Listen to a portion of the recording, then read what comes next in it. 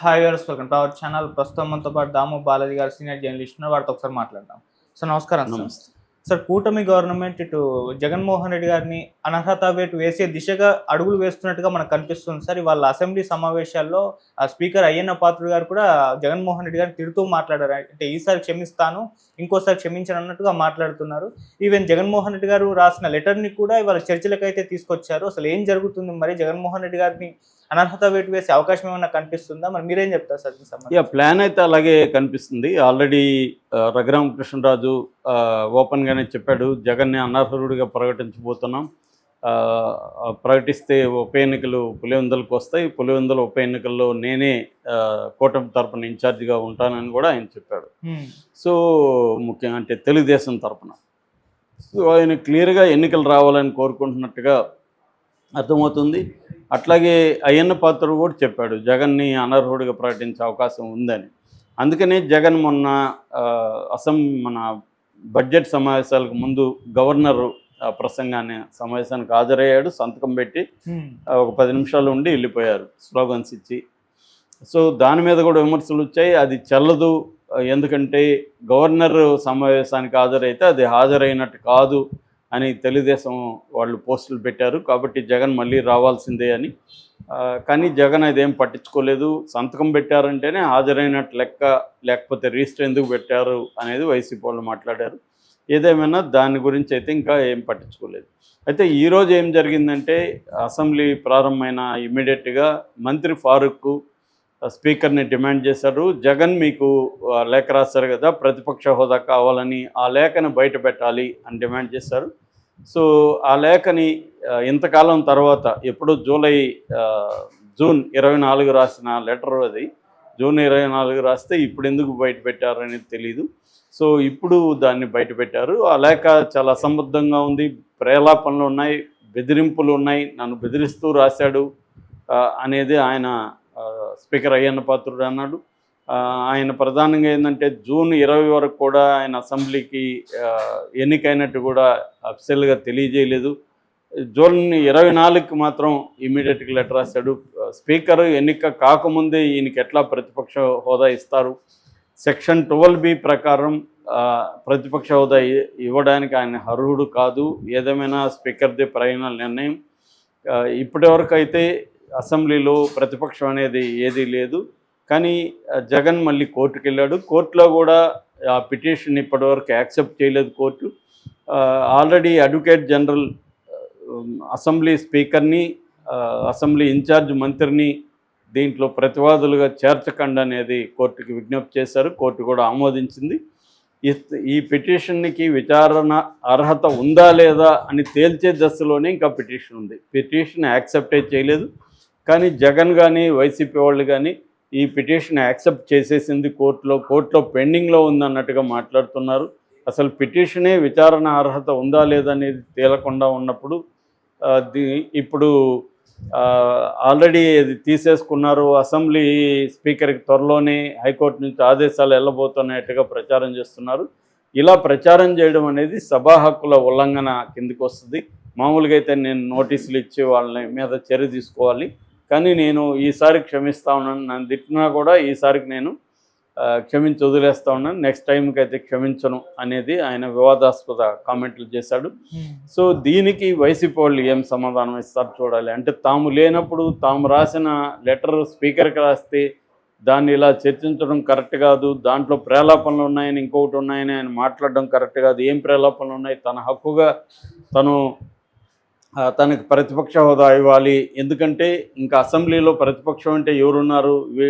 జగనే ఉన్నాడు. తక్కువ వచ్చినాయా లేదనేది పక్కన పెడితే సీట్లు జగన్కే ఇవ్వాలి కదా ప్రతిపక్ష హోదా, ఎందుకు ఇవ్వట్లేదని జగన్ పాయింట్ ఆఫ్ వ్యూ. గతంలో ఇదే చంద్రబాబు ముఖ్యమంత్రిగా ఉన్నప్పుడు 95 నుంచి 99 వరకు, మధ్యలో ఎన్టీఆర్ తర్వాత చంద్రబాబు కూడా ఉన్నాడు. 94లో జనార్దన్ రెడ్డి ఉన్నప్పుడు కాంగ్రెస్లో వాళ్ళకి 26 సీట్లు ఉన్నప్పటికి కూడా వాళ్ళకి ప్రతిపక్ష హోదా ఇవ్వలేదా? ఆయన ప్రతిపక్ష నాయకుడిగా ఆయన్ని పెట్టుకున్నారు కదా, మరి చంద్రబాబు ఉన్నప్పుడు అప్పుడు ఎందుకు ఇచ్చారు అనేది జగన్ అడుగుతున్నారు. సో ఇది లీగల్గా తేలాల్సిన అంశం. దీన్ని ఏదైనా రాజకీయ నాయకులు ఏ అంశాన్నైనా లీగల్ అంశాన్ని కూడా పొలిటికల్గానే వాళ్ళు ఉపయోగించుకోవడానికి ట్రై చేస్తారు. అలాగా జగన్ అసెంబ్లీకి రావాలా అని వాళ్ళు డిమాండ్ చేస్తున్నారు. జగన్ నేను వస్తా కానీ నాకు మీరు ప్రతిపక్ష హోదా ఇస్తే ఎక్కువసేపు నేను ప్రజల సమస్యలు మాట్లాడచ్చు, లేదంటే 1 మినిట్కి మీరు కట్ చేస్తారు మైక్, నేనేం మాట్లాడను 1 మినిట్లో అనేది జగన్ ఆర్గ్యుమెంట్. దానికి వీళ్ళనే మిగతా వాళ్ళు కానీ తటస్థులైన వాళ్ళు అంటే ఎమ్మెల్యే అంటేనే అసెంబ్లీకి వెళ్ళాలి, నిన్ను ఎన్నుకున్నది ఎందుకు అసెంబ్లీకి వెళ్ళమని, వెళ్ళి వాళ్ళు ఎంతసేపు మైక్ ఇస్తే అంతసేపు మాట్లాడు. ఒకవేళ మైక్ ఇవ్వలేదు, నిన్ను అవమానించారు, అప్పుడు బయటకు వస్తే నీకు ఇది ఉంటుంది కదా, ప్రజల్లో సింపతి ఉంటుంది. గతంలో కూడా అదే చేశారు, జగన్ అదే చేశాడు, చంద్రబాబు కూడా అదే చేశారు. అసెంబ్లీలో తమకు అవమానాలు జరుగుతున్నాయి, తమ మాట్లాడనివ్వట్లేదు, ప్రజల సమస్యల్ని రిప్రజెంట్ చేయనివ్వట్లేదు, అప్రజాస్వామికంగా వ్యవహరిస్తున్నారు అని చెప్పి వాళ్ళు బయటికి రావడం, దానివల్ల వాళ్ళకి బయట ఆదరణ కూడా జగన్ పాదయాత్ర చేసినా, చంద్రబాబు బయటకు వచ్చి ప్రతిజ్ఞ చేసి బయటకు వచ్చినా వాళ్ళకి ఇది వచ్చింది. ఇప్పుడేంటంటే ఇక్కడ కేసీఆర్ కానీ అక్కడ జగన్ కానీ ముందే అసెంబ్లీకి వెళ్ళట్లా. నిజానికి ఇక్కడ ప్రతిపక్షంగా ఉంది కానీ కేసీఆర్ వెళ్ళట్లేదు. కానీ కేసీఆర్కి వెళ్ళకపోయినా కూడా మన కేటీఆర్, హరీష్ రావు వీళ్ళంతా ఉన్నారు కాబట్టి ఆ కొరత లేకుండా చూసుకున్నారు. కానీ జగన్ ఉన్నదే 11 మంది, వీళ్ళు అసెంబ్లీకి వెళ్ళకపోతే ఎలాగా అన్న విమర్శలు అయితే జగన్ మీద వస్తున్నాయి. కానీ జగన్ అవేం పట్టించుకోవట్లేదు, తన మొండిగా తన వాదనని తీసుకెళ్తున్నాడు. ఈ కాంటెక్స్ట్లో అయ్యన్న పాత్రుడు ఈరోజు ఈ స్టేట్మెంట్ ఇవ్వడం సంచలనం సృష్టిస్తూ ఉంది. అంటే వీళ్ళు ఒక ప్లాన్డ్గా జగన్ని ఎక్స్పోజ్ చేస్తూ ప్రజల్లో అప్పుడు డిస్క్వాలిఫై చేసినా కూడా ఇబ్బంది ఉండదు, ఎందుకంటే ఇప్పుడు డిస్క్వాలిఫై చేస్తే జగన్ చూడు నన్ను కావాలనే డిస్క్వాలిఫై చేశారు అనేది ఒకటి వస్తుంది. దాని తర్వాత కోర్టుకు వెళ్తాడు, ఎలక్షన్లు వస్తాయి రావో తెలియదు ఒకటి. రెండోది, ఒకవేళ ఎలక్షన్లు ఇప్పుడు వస్తే జగన్కి మళ్ళీ మరింత మెజార్టీ వచ్చిందా, అక్కడ జగన్ ఓడించడం అయితే కష్టం, కానీ మరింత మెజార్టీ రాకుండా జగన్ని మెజార్టీ తగ్గించగలిగితే ఖచ్చితంగా కూటమికి మైలేజ్ వస్తుంది. అట్లా కాకుండా జగన్కి మెజార్టీ బ్రహ్మాండమైన మెజార్టీ వచ్చి అక్కడ గెలిచారనుకో, అప్పుడు కూటమికి వ్యతిరేకత ప్రజల్లో పెరిగిందనేది బాగా ఇదవుతుంది. దానివల్ల కూటమికి వచ్చే అదన ప్రయోజనం ఏం లేదు. అక్కడ ఉప ఎన్నికలు తీసుకురావడం వల్ల కొత్తగా అంటే జగన్ ఓడిస్తారా అంటే ఓడించలేరు. ఓడించలేనప్పుడు అక్కడ ఉప ఎన్నికలు తీసుకొచ్చి లాభం ఏంటి?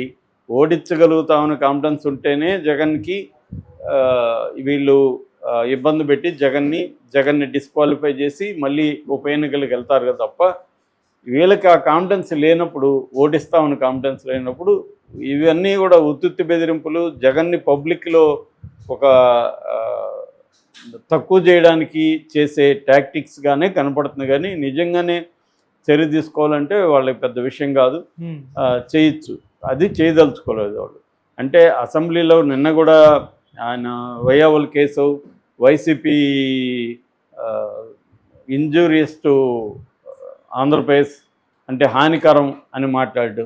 అంటే ఇప్పటికి కూడా వైసీపీని హానికరమని, వైసీపీ పాము లాంటిదని ఈ జపం చేస్తున్నారు తప్ప వీళ్ళు పరిపాలన సక్రమంగా అందించడం, తాము ఇచ్చిన హామీలు నెరవేర్చడం, గవర్నెన్స్ చూసుకోవడం, తర్వాత అభివృద్ధి మీద ఫోకస్ చేయడం అనేది ఇప్పటికి కూడా కనిపించట్లేదు. అప్పు కూడా దాదాపు 1,00,000 కోట్లు 9 నెలల్లో అయిపోయింది.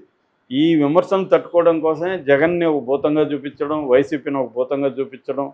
వీళ్ళ మాటల్లేమో పొలిటికల్గా వైసీపీనే ప్రధాన ప్రతిపక్షం, అది కూడా మనం జాగ్రత్త లేకపోతే మళ్ళీ వైసీపీ వస్తుందని భయం కనబడుతుంది.